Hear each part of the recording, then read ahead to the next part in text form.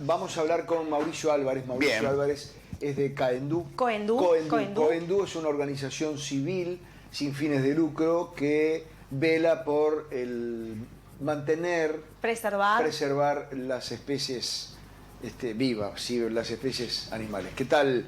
¿Cómo te va, Mauricio? Buenas tardes, gracias por atendernos. Hola, buenas tardes. Gracias a ustedes por invitarnos. Primera pregunta genérica. ¿Cómo les cayó? ¿Cómo observaron este decreto nuevo firmado hace pocos días por el Poder Ejecutivo que cambió algunas reglas de juego en cuanto a la caza de especies?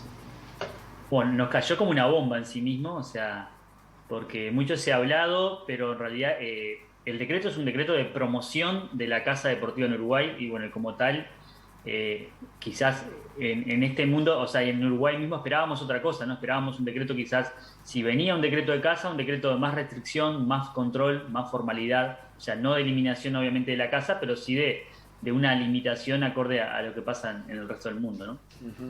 Esa es la primera lectura grande. Una vez, Sí. una vez que bajan al papel, hay cosas peores que otras. Sí, quizás hay muchas cosas, ¿no? Lo primero que nos impactó, y por eso también fue sorpresa, es que primero ves ese decreto que no lo esperabas, segundo empezás a leer ya los considerandos y ves que hay considerandos únicamente de turismo. Quien conoce normativa de caza, como es nuestro caso, ya veías que era un decreto que, sin importar el contenido, no había pasado por ambiente. Digo, obviamente lo firmó el ministro de Ambiente, pero no había pasado por ambiente. Entonces, la preocupación se iba agrandando más allá del contenido así puntual, ¿no? Porque sí, quizás hay cosas más, más graves que otras, pero el paquete va completo. Claro.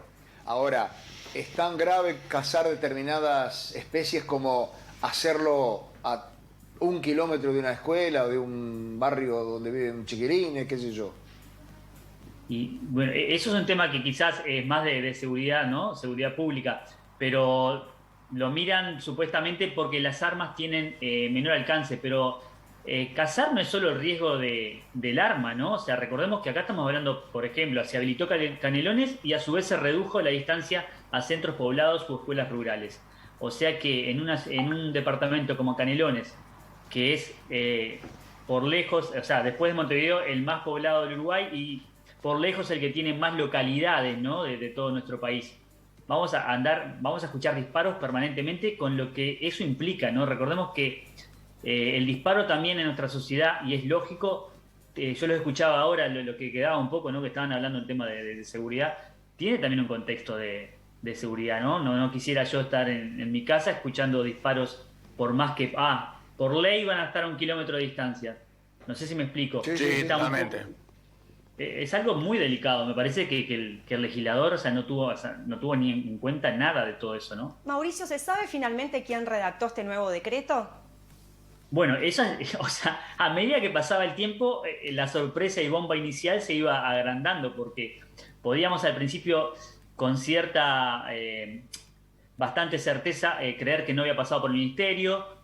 Como te digo, porque quien conoce sabía, bueno, es un decreto que está mal redactado, con el mismo contenido debería modificar 2 decretos y modifica solo uno, no nombra al otro y le genera una modificación tácita por contradecirlo. Y bueno, a medida que pasaba, justamente, ¿quién lo redactó? Y con el tiempo ya la propia Asociación de Cazadores lo hizo público en más de una nota, creo en 3 notas ya, de que el decreto se publicó tal cual ellos lo presentaron. O sea, fue un decreto redactado por la Asociación de Cazadores del Uruguay y la Asociación Pro Fauna de Cinegética del Uruguay. Por algo, y aparentemente eso fue a Secretaría de Presidencia, ahí, como que dice, lo traspasaron, le habrán acomodado algo y salió. O sea, es muy fuerte también que lo hayan firmado todos los ministros sin poner sin en leerlo consideración. demasiado. Yo tengo de Sí, buena porque mira, hay un punto que es muy, cuando hablan de la caza control y científica, si lo leen, es muy fuerte, porque el sujeto puede obtenerse a sí mismo, porque dice, los permisos de caza científica, bla, bla, bla, podrán obtener permisos de caza científica. O sea, así queda la redacción con un intermedio ahí, que es algo que vos decís, es muy fuerte que un decreto salga firmado de esta forma. O sea, solo deja entrever como quien dice que no se leyó. Yo tengo información de muy buena fuente que hasta el propio presidente de la República está un poco sorprendido por este decreto. La pregunta, Mauricio, es, ¿solamente quejarse o se puede hacer algo en contra de esto? Lo pasa que la queja es lo primero como para revertirlo, ¿no? Claro, o sea, claro. En este caso creo que la difusión, esto que está pasando, todo el movimiento que tuvo, que no fue solo prensa, sino un montón de actores políticos que se expresaron, propios de la coalición, de la oposición. Nosotros ayer nos reunimos con un senador, con un diputado, el presidente mismo de la República nos va a recibir, ya quedó eso agendado. Entonces, bueno, todo esto es lo que quizás bajo una palabra de queja está vamos a hacer algo con esto, que se revierta, porque del objeto social de nuestra organización, que es la conservación de la fauna nativa, sentimos que es un impacto muy negativo. Pero ese impacto negativo que nosotros, los ambientalistas o ecologistas, como quieran llamarnos, no, lo podemos considerar, acá se suman un montón de actores de seguridad, o sea, mismo ayer un subcomisario recientemente retirado nos planteaba el problemón que va a ser para la policía rural este decreto, y nos dijo un montón de cosas que están anotadas, que vamos a ver cómo también le damos la vuelta para presentarlas, pero o sea, creo que en este momento no hay otra opción que la derogación de este decreto. Mauricio, de hecho, ¿qué es lo que pasa en cuanto a las áreas protegidas y parques nacionales? ¿El decreto habilita también la caza allí? ¿Y qué es lo que preocupa en cuanto a la fauna nativa, justamente? Bueno, voy por la segunda, es más fácil. Sí. La de la fauna nativa preocupa porque la caza en Uruguay está carente de control, o sea, no hay control. Hay que reconocer también que controlar la caza es muy difícil, ¿no? Porque tendría que estar in situ, ¿no? En el momento donde se produce la caza, campo adentro, para saber si se controla o no. Está la propiedad privada, por lo cual tampoco lo puedo hacer. Alguien puede cazar en su campo, nunca sacar la presa, por decirlo así, la pieza de su campo, el animal abatido, y no nos enteramos. Eso por un lado, que es difícil. Por eso cuando hay una actividad de difícil control, tenés que buscar mecanismos que te faciliten ese control. La prohibición de la caza nocturna era uno de esos mecanismos, ¿no? Porque habilitaba que cualquier policía rural, caminera, lo que sea, si veías personas armadas, una camioneta con perros de caza, lo que sea, bueno, ahí podías detener y estaban infringiendo. Obviamente todo esto va a fomentar toda esa nube, por decirlo así, que puede confundir. Después, y la caza también en Uruguay se caza mucho con perros, vastamente demostrado en las redes sociales, y que los perros obviamente no respetan ni un alambre, obviamente, de la propiedad privada, ni tampoco respetan la fauna nativa, porque quizás arrancan a perseguir un jabalí, pero en el momento se cruzaron con un carpincho, con un zorro, con un ñandú, y eso basta verlo porque nos sobran fotos, videos, y afirmaciones de cazadores que también lo dicen, ¿no?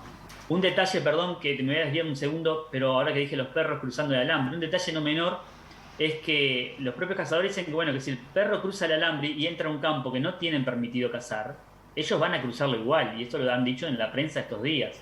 ¿Por qué? Porque no van a dejar a su perro abandonado, ni tampoco el jabalí que están ahí.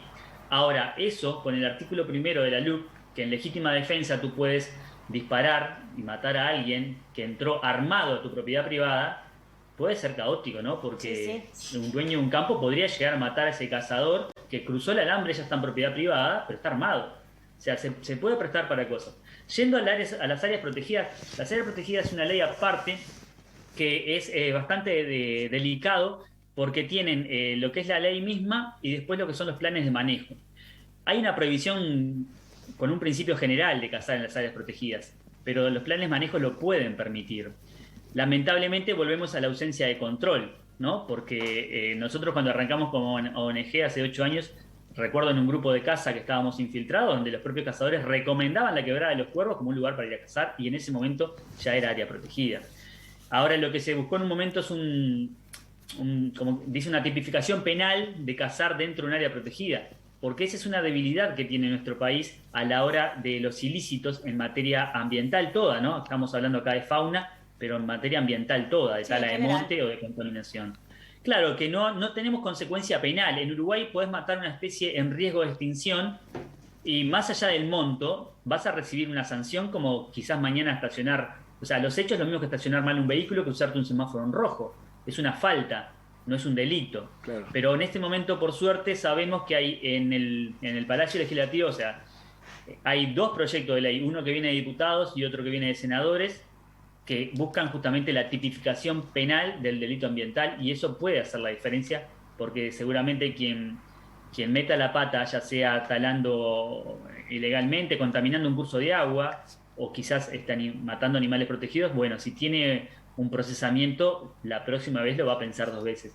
Por eso las áreas protegidas es también otro tema ahí complicado. Mauricio, una organización también que vigila por el cuidado del ambiente presentó en Presidencia un recurso de revocación. ¿Sabés si se puede hacer general eso, si se puede acompañar, si cada organización tiene que presentar uno por sí? ¿Cómo funcionaría eso? Mirá, sí, la organización que presentó eso es una organización, no es de medio ambiente, es una organización de defensa de los derechos de los animales. Ajá. APTEA se llama. Bien. Ellos lo presentaron justo en el plazo último. Nosotros le habíamos hecho una revisión primaria. No vimos desde nuestro lado, no tenemos un estudio jurídico que nos ayude, ¿no? Sino, para hacerte directo, tengo un par de socios abogados jubilados. Sí, claro. O uno como se dice, no en uso de la profesión.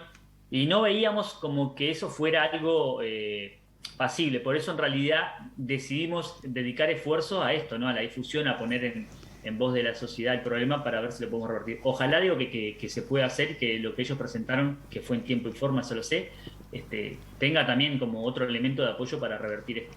Esas charlas que han tenido con legisladores, ¿qué les han dicho? Bueno, primero sorpresa para todos, como digo, ¿no? Recordemos que esto no pasó por el Ministerio de Ambiente. Estamos hablando que hay departamentos técnicos que son los que saben, ¿no? Porque tú podrás perfectamente como presidente o mismo como ministro pensar algo, pero sería como que el ministro de Economía tome una decisión sobre un aumento de impuestos sin charlarlos con sus asesores financieros económicos, ¿no? Y eso fue un poco lo que pasó. O sea que creo que el malestar que generó ya a la interna del ministerio, la propia academia, ¿no? O sea, los investigadores uruguayos que también dijeron, bueno, que más que con el contenido, decir, esto no pasó tampoco por no nos pidieron opinión, ¿no? Después, los propios políticos de la coalición que han salido a decir lo mismo Sartori, ¿no? El compañero, por decirlo así, del partido también. Y bueno, el otro día escuchaba al director de Fauna, que fue 27 años director de Fauna, pasando por los 3 partidos que gobernaron, también con una crítica muy fuerte a este decreto. Yo creo que con todo el panorama que está, es como tú dijiste, el propio presidente en este momento debe haber dicho, bueno, me agarraron quizás mal, sabemos en la situación que está, o sea que podemos llegar a comprender también por qué se puede haber dado una firma así, a veces no en el mejor momento, pero yo creo que esto, la única salida es una marcha atrás no quita que después revean las cosas, pero en este momento no veo otra salida. Y los legisladores con los que charlamos son bastante optimistas en eso, ¿no? De que fueron legisladores de la coalición, quiero aclararlo, ¿no? Sí. Antes de esto, Mauricio, ¿cómo estaba el Uruguay en esta materia? Uruguay es pionero en cuanto a normativas, ¿no? Eso hay que decirlo. Uruguay, la ley del año 35 de la ley de fauna es pionero Uruguay. El tema es que Uruguay ya con los años, quizás falta de recursos, quizás falta a veces también de foco o de interés en lo que es lo ambiental, porque si vamos a hablar del tema ambiental, escapa mucho más de lo que es la casa, ¿no? Basta redes sociales, ferias barriales para ver cómo se venden animales protegidos por ley. Basta ver también cómo hay tenencia y fomento, incluso en canales de televisión, gente que sale más allá de programas cómicos, pero fomentando con animales que están prohibidos por ley su tenencia. Y, o sea, Uruguay hizo agua en cuanto al control, a la acción, ¿no? Incluso a la educación, que por suerte eso ahora está cambiando. Entonces, la situación de la caza en Uruguay, para quedarme en el tema caza, es como un gran iceberg, ¿no? Donde nosotros vemos solamente una partecita y ahora los cazadores nos muestran esa partecita, pero está todo lo que no vemos, que es mucho furtivismo, fruto de la ausencia de control. Como te decía, no sé si la policía no tiene capacidad tampoco para controlar cazadores. Guardaparques tampoco, porque no tiene injerencia, y así estamos. Correcto, los guardaparques en Uruguay es un tema que obviamente quizás ellos no lo quieran tocar, pero son guardaparques que no manejan armas también, ¿no? Entonces también cómo vas mañana a ponerte duro contra un cazador que entró a un área protegida y te enfrentás de golpe vos solo quizás contra 3 tipos armados, ¿no? Es todo un tema. Yo creo que en la normativa Uruguay no estaba tan mal. Tenía una normativa de prohibición general, que habilita excepciones. El problema es que esas excepciones, que ahora estarían habilitadas por este nuevo decreto, ¿no? Porque aumenta permisos, o sea, hay modificaciones ahí, por la propia ley, deberían basarse en fundamentación técnica. O sea, vos para habilitar una especie, o habilitar en este caso la casa nocturna, o habilitar una extensión, tenés que tener un fundamento técnico detrás. Y eso es lo que Uruguay no lo ha hecho hace décadas. O sea, las especies que se siguen cazando en Uruguay no tienen un respaldo técnico que digan que hoy en día pueden cazarse. Hay especies muy difíciles de ver y cada vez hay menos, dicho por las personas que recorren avistando aves, por ejemplo, como el pato picasso, y es una especie que, excepto después por la suspensión, que ahora aparentemente vuelve, otra bomba que nos cayó, que volvería a la caza de patos, esa especie estaría pasible de ser cazada.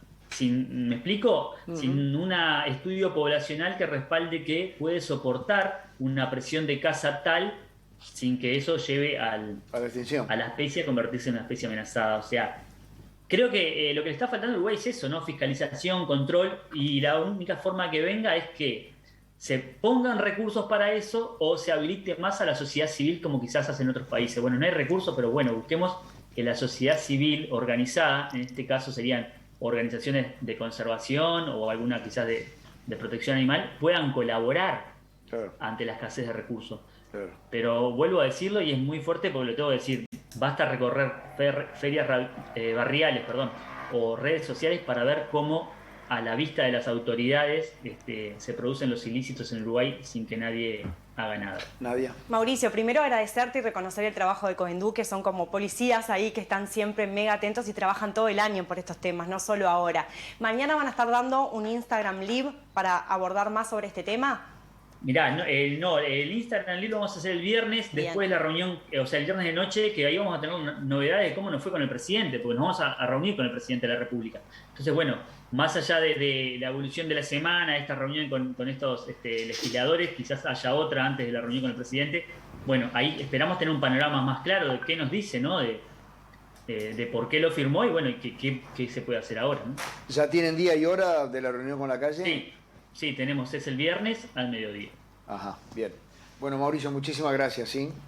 Muchas gracias a ustedes. Por favor, a la orden. Cualquier cosa, estamos por acá. Gracias. Abrazo grande.